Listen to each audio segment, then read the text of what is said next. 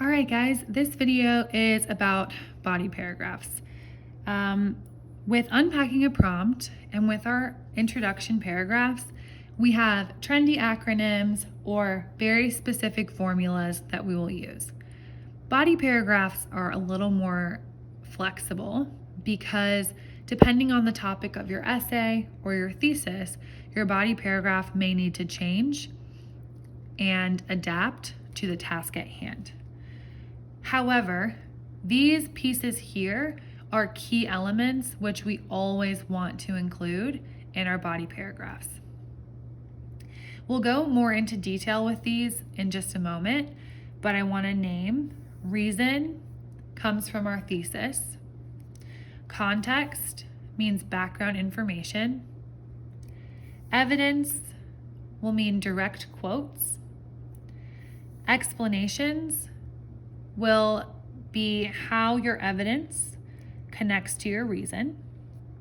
Transitions, which are directly on our rubric, will take your writing from one piece of the paragraph to another.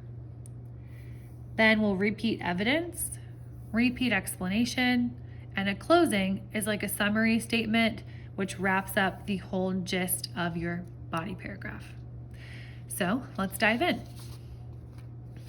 For this particular prompt, you're being asked to choose a side and explain whether or not it is okay to break the law. Whichever you chose, look back at your thesis. Within your thesis, you should have written a claim plus reason 1 and reason 2. For body paragraph 1, your reason 1 will be used here. And if you're writing about body paragraph 2 right now, then reason 2 will be here. Okay? So for your first statement, you will restate your claim. It is or is not okay to break the law because blank. Don't write both of your reasons, just write the reason for this specific paragraph. Okay. Now you want to provide some context. Context is a pretty general term, and in this case, it can mean what source are you about to quote? And what do we need to know about them? What do we need to know about that experiment? It might be some additional background which sets the reader up for your quote. If you want a specific example of what that looks like, there is an annotated copy of a body paragraph in your student writing materials. It should say writing resources in the Google Classroom, and then argumentative writing resources is the document. The annotated copy will show you how to craft a context statement which leads into your evidence. So use that resource as needed. Then you're going to cite evidence. This will be a direct quote from a source.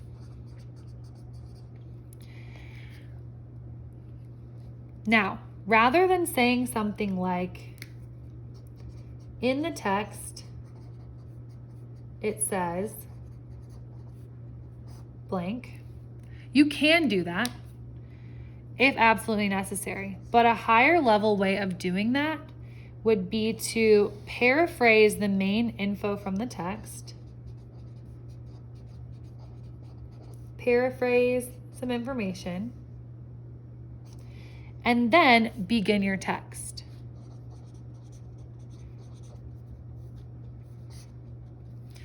This might look like if I were reading an article about immigration in the US, I might write,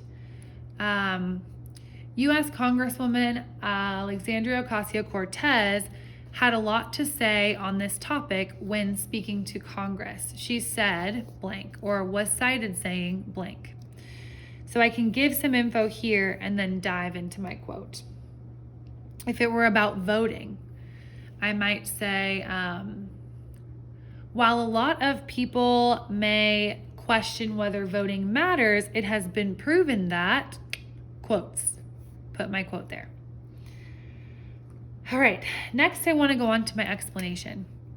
So here I'm explaining how does the quote you just wrote, so the quote up here, prove your claim.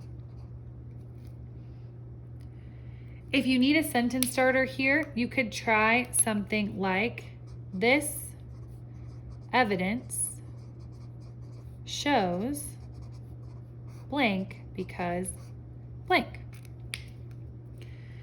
You can plug your claim in here, and then you would have to provide your own explanation of how it does that. Okay, so we've gotten through the first half of our body paragraph, and now we need a transition sentence. So a transition sentence is designed to take us from one piece of evidence to another. And it might look a little different each time. This might be a place for you to use a word like additionally, and then introduce your second source.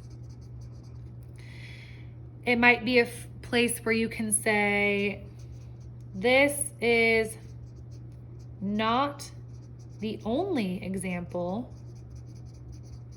of XYZ. This sentence is a really hard one to explain because it truly will look different each time. Sometimes the purpose is to give context, sometimes it is to introduce a new source, and sometimes it is just a statement of transition, like, here comes another example. If you get stuck with this one, feel free to tag me in a comment. I'd be happy to help you.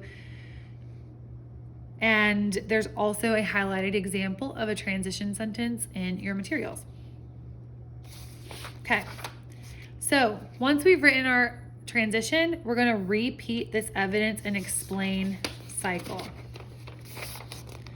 That means we're going to have a direct quote from a source. Again, in the text it says blank, or more academic, paraphrase, and then a quote.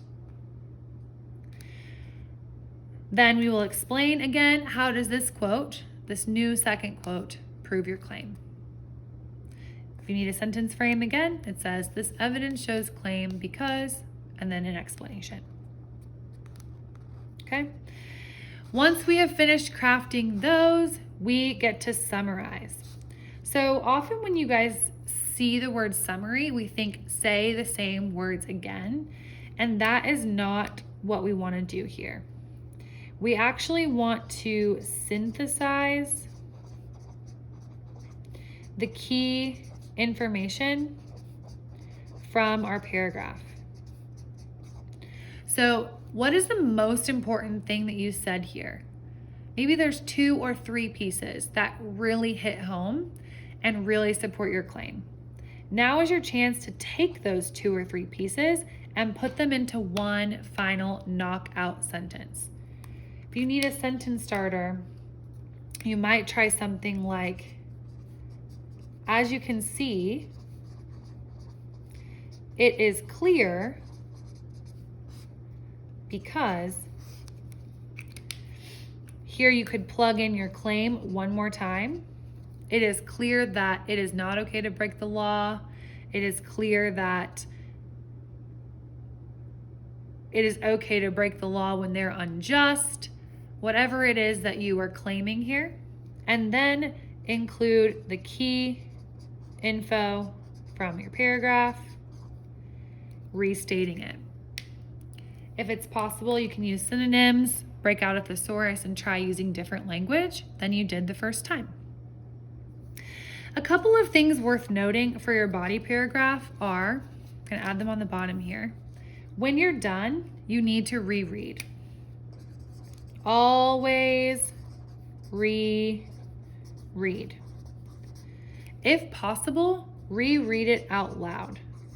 When you read it aloud to yourself, you'll notice things that don't sound right or things that sound like they could be more academic, more grammatically correct.